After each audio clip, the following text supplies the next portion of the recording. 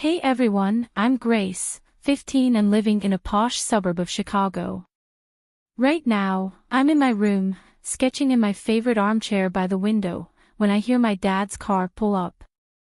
I jump up, excited to show him my latest piece. Dad, you're home early. Check this out. I call as I rush downstairs, holding up my sketch pad. My dad, Harry, glances over with a half smile. That's nice, sweetie. Listen, I've got a surprise for you, he says, sounding mysterious. My heart skips a beat. Maybe he's finally letting me go to that art camp I've been begging for. But no, something else entirely is about to happen. A tall blonde woman walks in, her smile not quite reaching her eyes. Grace, this is Daisy. We've been seeing each other, and she's going to be staying with us for a while. I force a smile, but inside, I'm freaking out. It's been just me and Dad since Mom passed away 3 years ago. We were a team. Fast forward a few weeks, and Daisy has completely taken over the house, redecorating, rearranging, and worst of all, monopolizing Dad's time. One afternoon, I'm in the kitchen with my best friend, Zoe. I swear, Zoe, it's like I don't even exist anymore. Yesterday, I tried to talk to Dad about my art project, and Daisy interrupted to show him some dumb modeling photos. Zoe rolls her eyes. That sucks, Sar. Have you tried talking to your dad? I nod. Yeah, but he just says I need to give her a chance and make her feel welcome. It's like he's forgotten I live here too. Just then, Daisy strolls into the kitchen, wearing one of Dad's shirts and not much else. Oh, Grace, didn't realize you'd be home so early. Your father and I were just napping, she says with a cringeworthy tone.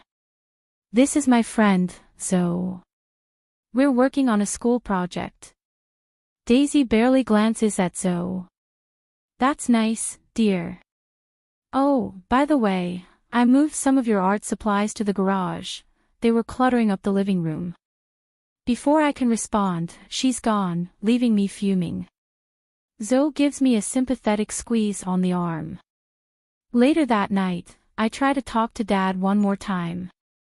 I find him in his study, surrounded by paperwork. Hey, Dad, got a minute? I ask, hoping for some kind of connection. He looks up, distracted. Sure, honey. What's up? I was wondering if maybe we could have dinner together tomorrow night, just the two of us, like old times. He hesitates, and I already know what he's going to say. Oh, Grace, I'm sorry. Daisy and I have reservations at that new French place. Maybe another time. I nod, swallowing my disappointment. As I turn to leave, he calls out, Actually, Grace, we need to have a family meeting tomorrow after school. There's something important we need to discuss. A knot forms in my stomach. Something tells me this family meeting isn't going to be good news. The next day, I walk into the living room, my heart racing. Dad and Daisy are seated, looking way too serious for my liking. Grace, honey, sit down. We need to talk, Dad says, his voice tense. I sit, bracing myself. We've decided it's best for you to attend Oak Academy, he says. It's an excellent boarding school upstate. My jaw drops. Boarding school. But why? I don't want to go. It's a wonderful opportunity, Grace, Daisy chimes in, her voice dripping with fake sweetness. You'll get a top-notch education. Suddenly, a memory flashes in my mind. Last week, I overheard them talking in the kitchen. Daisy's voice echoed, Harry, I'm worried about Grace. She's always around. Don't you think she's ruining our romance? Back in the present, I stand up, shaking. This was your idea, wasn't it? I point at Daisy. You want to get rid of me. Grace, that's enough, Dad says sternly. This decision is final. I storm to my room, slamming the door behind me. Grabbing my phone, I call the only person who might help, Aunt Jenna. Aunt Jenna, please, you have to talk to Dad. He's sending me away. Oh, sweetie, she says. I'll try, but you know how stubborn your father can be. The next few days are a blur of pleading, bargaining, and tears, but nothing works. Before I know it, I'm standing in front of Oak Academy, a huge, imposing building that feels more like a prison than a school. This is for the best, Grace, Dad says, not even looking me in the eye. You'll see. Daisy doesn't even bother to get out of the car as they drive away, leaving me feeling more alone than I've ever felt in my life. The first few weeks at Oak are a nightmare.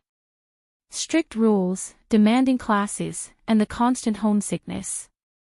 My roommate, Jennifer, is nice enough, but I miss my friends, my room, my art. One day, after getting chewed out by my history teacher for daydreaming, I text Dad. I hate it here. Please let me come home. His response comes hours later, give it time. I stare at my phone, fighting back tears. That's when I overhear a group of girls gossiping nearby. Did you hear about the new girl? Her dad shipped her off so he could shack up with his girlfriend. No way. That's so messed up. Yeah, I heard the girlfriend's barely older than us. My face burns with shame and anger. Is that what everyone thinks? That I've been tossed aside for Dad's midlife crisis? That night, lying in my narrow bed, listening to Jennifer's soft snores, I make a decision. If Dad and Daisy want me gone so badly, fine. I'll show them I don't need them. I'll excel at this school, make my own way, and never rely on them again. Months fly by, and slowly but surely, I start to find my footing at Oak. Don't get me wrong, I still miss home, but I'm determined to make the best of it. One day in the cafeteria, a girl with bright blue hair plops down next to me. You're the new kid, right? I'm Lily. I nod, taking in her rebellious vibe. Grace. Nice to meet you. Don't let this place get you down, Lily says, gesturing around. It's all a game, and once you figure out the rules, you can bend them. Lily introduces me to her friend Tyler, a computer genius with a heart of gold. The three of us become inseparable, and suddenly, Oak doesn't seem so bad. I throw myself into my studies, determined to prove I belong here. My grades soar, especially in art class. Miss Rodriguez, my art teacher, takes me under her wing. Grace, your work is exceptional, she says one day, examining my latest painting. Have you considered entering the National Young Artists Competition? I hesitate. I don't know. It's pretty prestigious. Exactly, Miss Rodriguez smiles. And you have the talent to win it. Meanwhile, things at home are weird. Dad's calls become less frequent, and when we do talk, he seems distracted. Daisy is always in the background, her voice a constant reminder of why I'm here. One afternoon, I'm heading to Miss Rodriguez's class when I overhear two staff members talking. It's the third month Harry Henderson has missed the tuition payment. If this continues, we'll have to discuss Grace's enrollment status. My heart races. Dad is having money problems. That doesn't make sense. His real estate business had always been successful. I confide in Lily and Tyler. Guys, something's not right. Can you help me dig into this? Tyler cracks his knuckles. Leave it to me. If there's dirt to be found, I'll find it. For weeks, we pore over public records and financial reports. Tyler's computer skills are a godsend, helping us navigate the complex world of business finances. Grace, look at this, Tyler says one night, pointing at his laptop screen. These numbers don't add up. There are inconsistencies in your dad's business reports. Lily leans in. Yeah, and look at these purchases. Designer clothes, fancy restaurants, spa treatments. Is your dad suddenly into self-care? I feel sick. That has to be Daisy. She's bleeding him dry. Despite the drama unfolding back home, I channel my emotions into my art. Miss Rodriguez pushes me harder than ever, helping me prepare for the National Young Artists competition. The night before the submission deadline, I put the finishing touches on my piece, a haunting portrait that captures the pain of betrayal and the strength found in independence. Weeks later, Miss Rodriguez bursts into the art room, waving an envelope. Grace, you did it. You won first place in the National Young Artists competition. The room erupts in cheers as my classmates congratulate me. My phone buzzes with a news alert, and I freeze when I see the headline, Unknown Teen Prodigy Wins National Art Competition, Judges Stunned. Spring break finally rolls around, and I head home, my heart a mix of excitement and dread. As the cab pulls up to our house, I know something is off. The lawn is overgrown, and Dad's car looks like it hasn't been washed in months. Inside, the house is a mess. Takeout containers litter the kitchen, and a layer of dust coats everything. Dad emerges from his study, looking haggard and older than I remembered. Grace, I didn't expect you to come home for break. I drop my bag. Surprise. What's going on here, Dad? He runs a hand through his thinning hair. It's nothing, just been busy with work. How's school? I wasn't buying it. Cut the act, Dad. I know about the missed tuition payments. What's really going on? His face falls. It's just a temporary cash flow issue. I've got it under control. That's when Daisy saunters in, dripping in jewelry and designer clothes. Oh, Grace, you're here. How nice. I can't hold back anymore. Nice clothes, Daisy. Must have cost a fortune, considering Dad can't even pay my school fees. Dad's eyes widen. Grace, that's enough. But I was on a roll. I pull out the documents Tyler helped me compile. No, Dad, it's not. Look at this, your accounts are being drained, and it's not just because of business troubles. Dad waves his hand dismissively. You don't understand business, Grace. This is adult stuff. Oh yeah. I shoot back.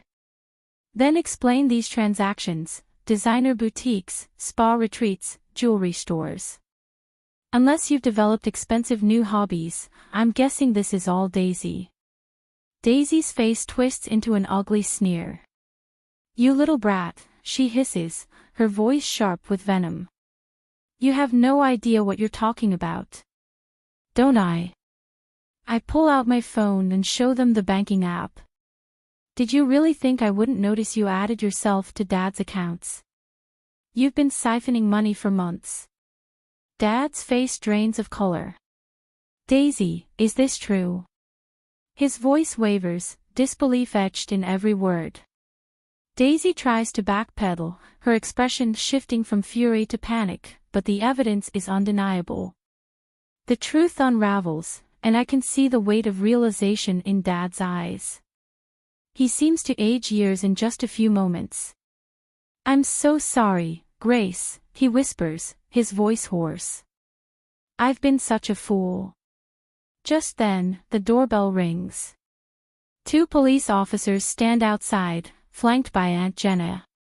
One officer steps forward.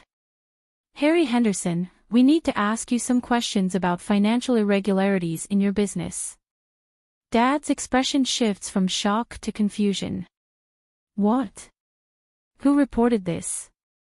Aunt Jenna steps forward, her gaze steady. I did, Harry. When Grace told me what was going on, I couldn't just stand by and watch everything crumble. As the officers begin questioning Dad, Daisy makes a break for it, grabbing her purse and bolting toward the door. But Aunt Jenna, quicker than expected, sticks out her foot, sending Daisy sprawling to the ground. It was the last desperate move in a saga that had spiraled out of control. The aftermath was a whirlwind. Daisy was arrested for fraud, and Dad faced serious legal consequences for his role in the financial mismanagement. As for me, I made the tough decision to move in with Aunt Jenna, leaving the past behind. 2 years later, I'm thriving at a top art school, my talent finally getting the recognition it deserves. As I stand in front of my latest exhibition, surrounded by people who truly appreciate my work, I can't help but reflect on how far I've come. That scared, betrayed girl from Oaked feels like a lifetime ago. I'm stronger now, wiser, and finally free from the toxic people who tried to hold me back. What would you have done if you were in Gracie's shoes? Would you have forgiven your father for choosing his girlfriend over you and sending you away to boarding school? Or would you have cut ties completely? Share your thoughts in the comments below.